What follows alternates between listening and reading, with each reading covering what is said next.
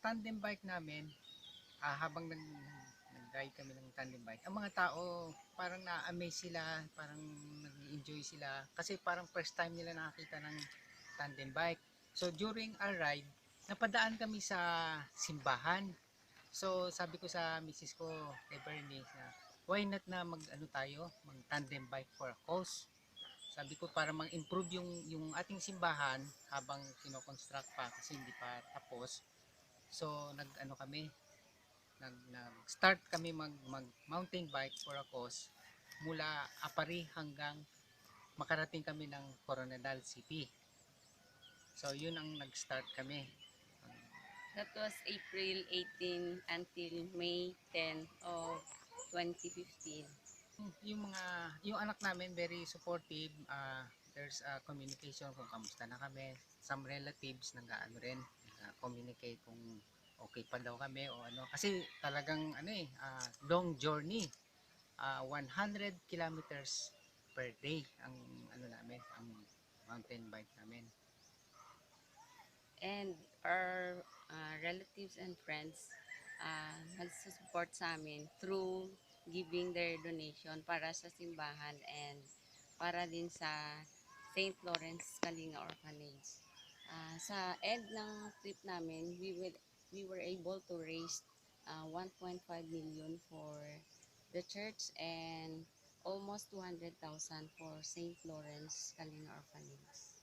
I realized that Filipino people are very friendly and generous. Kasi sa daan namin, kahit hindi namin sila kilala o hindi namin sila friends, hindi namin sila relatives, along the way, sinasamahan nila kami. And aside from that, nagbibigay din sila ng donasyon. And they were uh,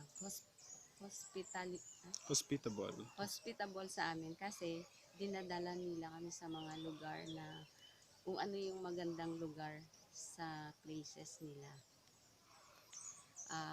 Isang purpose din namin sa trip para ma-strengthen pa rin yung sanctity of marriage. We become closer to each other. And during the trip, we have good times and bad times, but we have adjusted with each other kasi minsan pagod, sa sobrang pagod minsan parang Nakakalimutan. mahirap mag-understand sa isa't isa. Pero, na-overcome din namin yun. Ilang years na po kayo na married? As 33 years during our trip. Sa ngayon, we will be going 34 na. Yung next siguro namin na activity yung from Ilocos region, yung parang katabi rin ng Apari, going down to Batangas, sa daan na hindi pa namin nadaanan hanggang makarating rin kami sa Coronadal City. Tapos we were invited by Ian Salaysay na mag-join sa kanya sa bike from Malaysia going to Mongolia.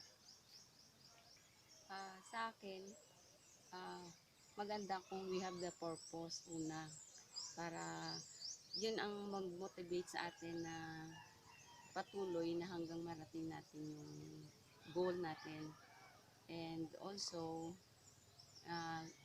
we must plan the trip before starting the trip kasi para ready lahat, financially, emotionally, lahat na bagay prepared talaga.